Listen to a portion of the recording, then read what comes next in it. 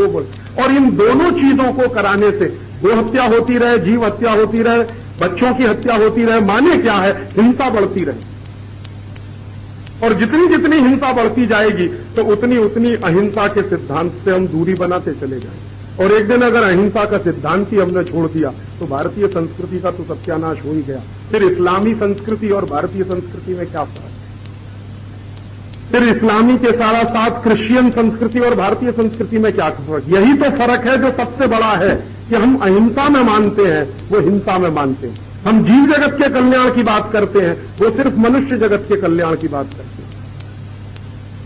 तो षड्यंत्र क्या है? षड्यंत्र ये है कि इस भारतीय संस्कृति का सत्यानाश करो, इसका खात्मा करो। और ये षड्यंत्र 1000 साल से चल रहा है। महमूद गजनवी ने एक तरीके से चलाया, अंग्रेजों ने इसको दूसरे तरीके से चलाया, और अब हमारी सरकार इसको एक तीसरे तरीके से चलाए। और अगर हमको ये समझ में आ जाए कि ये षड्यंत्र किन किन तरीकों से चलाया जा रहा है, तब इससे लड़ने की बात भी समझ में आने लगी। तो सबसे बड़ी बात जो समझ में आ रही है कि ये भारतीय संस्कृति को बर्बाद करने के लिए किया जाने वाला षड्यंत्र है। उनका इंटरेस्ट क्या है भारतीय संस्कृति को बर्बाद करने का? वो चाहते हैं कि पूरी दुनिया ईसाई हो जाए। अभी 2 साल पहले पोप ने एक भाषण दिया था श्रीलंका में, तो उसमें उसने कहा कि 21वीं शताब्दी में हमारा सपना है कि सारी दुनिया में ईसाइयत का झंडा फहराया जाए। ये उनका सपना। तो उसी सपने के आधार पर वो काम करते, उसी सपने के आधार पर वो सारी प्लानिंग करते। तो अगर उनकी ये कल्पना है और उनका सपना है कि पूरी दुनिया में ईसाइयत का झंडा फहराया जाए, तो इसका माने बिल्कुल स्पष्ट है कि ईसाइयत के अलावा दूसरी कोई संस्कृति बचे नहीं पूरी दुनिया में। और अगर है दूसरी संस्कृतियां तो उनको नाश करो, उनका सत्यानाश करो। तो उसके लिए तरह तरह के तरीके अपनाओ। उनमें से ये कुछ तरीके अपनाए जा रहे हैं। भारतीय संस्कृति के जो जिंदा मूल्य है उन्हीं को नष्ट करने की लगातार साजिश पिछले कई वर्षों से चल रही है।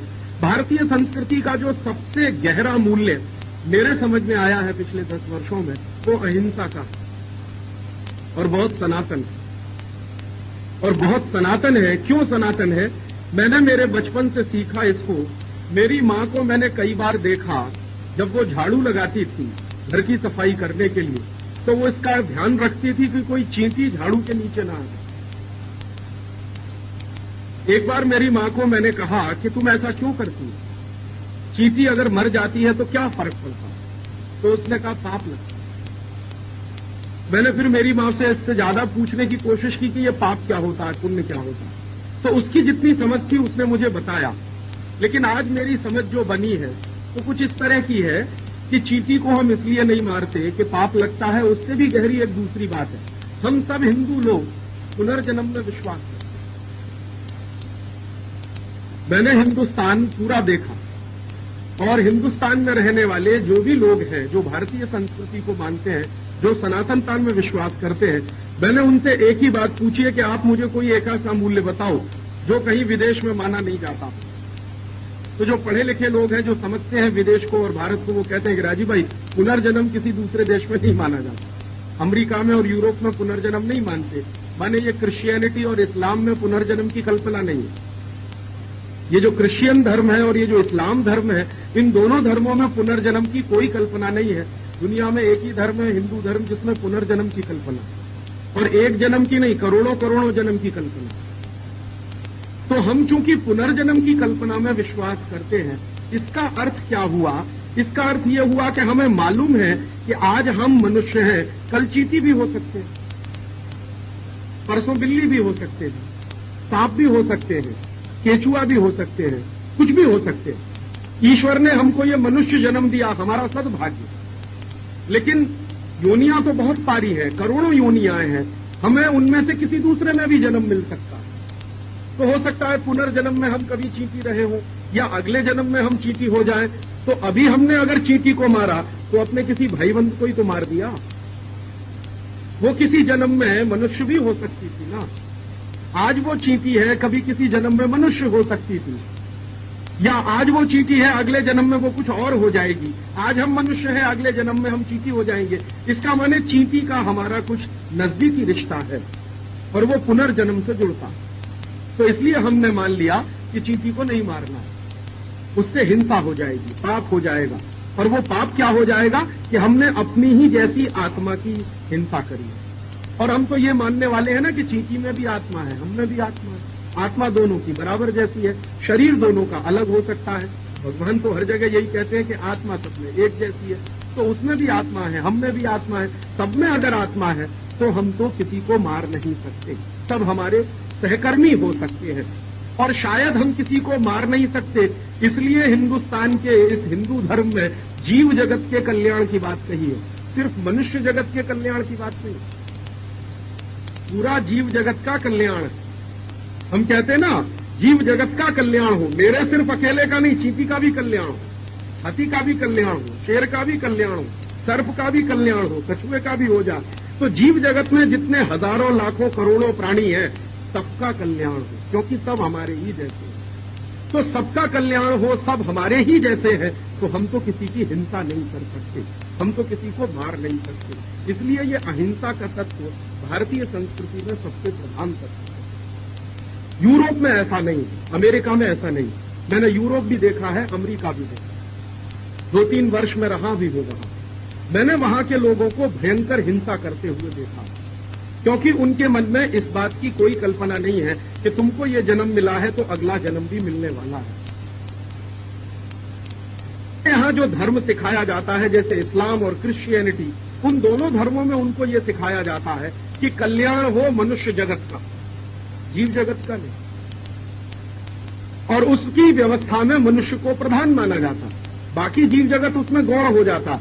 तो मनुष्य प्रधान है, बाकी जीव जगत गौण है, तो वो गाय काट के भी खा लेते हैं, बैल काट के भी खा लेते हैं, घोड़े का मांस भी खा लेते हैं, सुअर का मांस भी खा लेते हैं वो लोग, तो कुत्ते का मांस भी खा लेते हैं बहुत सारे। हाँ, यूरोप में कुत्तों का मांस खा लेते हैं, गाय बैल बकरी का तो खाते ही हैं, कुत्तों का भी मांस खा लेते हैं। उनको कुछ लगता ही नहीं है, उनको नहीं लगता कि मैं जो मांस खा रहा हूं वो मेरे ही जैसे किसी भाई का। परेशान मत होइए, वो आपको कोई नुकसान नहीं करेगा। संस्कृति का दर्शन है और यूरोप की संस्कृति का दर्शन है, इसमें बड़ा भारी फर्क है और यही फर्क हमको समझना चाहिए। अब इस फर्क को मैंने बताने की इसलिए कोशिश की कि अब मैं जो मूल विषय पर आ रहा हूं, गर्भपात पर या गो हत्या के सवाल पर, वो यहां से जुड़ता कि हमारे यहां गो हत्या क्यों नहीं हो सकती, यूरोप में क्यों हो सकती है। क्योंकि हमने तो माना है कि गाय में भी आत्मा है, हम में भी आत्मा है, इसलिए तो हम उसको मार नहीं सकते। यूरोप ने तो माना ही नहीं है कि जानवरों में भी आत्मा होती है। वो तो कहते हैं जानवर तो ये सब हमारे लिए होते हैं, मनुष्य इनको काटकर भी खा सकता है, मनुष्य इनसे काम भी ले सकता है। तो इस्लाम ने ये सिखाया, ईसाईयत ने ये सिखाया, हमारे हिंदू धर्म ने हमको कुछ दूसरी बात सिखाई। जैसी बात उनको सिखाई गई वैसा उन्होंने आचरण करना शुरू कर दिया और उस आचरण के तहत लाखों लाखों गाय मारकर कत्ल किया जाता है। हॉलैंड में गाय का मांस खाया जाता है, ब्रिटेन में भी गाय का मांस खाया जाता है। और उन लोगों ने जो गाय का मांस खाने की लत डाली है, उस लत को पूरा करने के लिए फिर गाय का उत्पादन भी किया जाता है, उसी तरह से जैसे गेहूं का उत्पादन किया जाता है। तो उनको गाय ऐसी चाहिए जिसमें मांस ज्यादा हो, क्योंकि खाना है ना उसको, तो बड़ी गाय बनाना शुरू कर दिया। देखते हैं ना आप, डच गाय आपने देखी होंगी, ब्रिटेन की गाय देखी होंगी, या होलिस्टियन गाय की जो आप कल्पना करते हैं, वो हमारी गऊ जैसी तो नहीं है ना, उससे बहुत अलग है। तो इसलिए उसको इतना बड़ा किया बायोटेक्नोलॉजी का इस्तेमाल करके कि ज्यादा मांस पैदा हो जाए, क्योंकि वो खाना है ना उसको, हम तो नहीं कर सकते ना, हमारे लिए तो वो पूज्य है, तो हमारे लिए उसके मांस का तो कोई महत्व ही नहीं है। तो ये चिंतन में नहीं आया हमारे, उनके चिंतन में लगातार यही आता। और फिर दुर्भाग्य हम सबका क्या हुआ कि जो गाय का मांस खाने वाले हैं वो हिंदुस्तान में आ गए 16वीं-17वीं शताब्दी में। डच लोग हिंदुस्तान में आ गए, पुर्तगाली हिंदुस्तान में आ गए, स्पेनिश लोग हिंदुस्तान में आ गए, अंग्रेज हिंदुस्तान में आ गए। तो वो जो कुछ विकृति उनके समाज में थी उसको साथ लेकर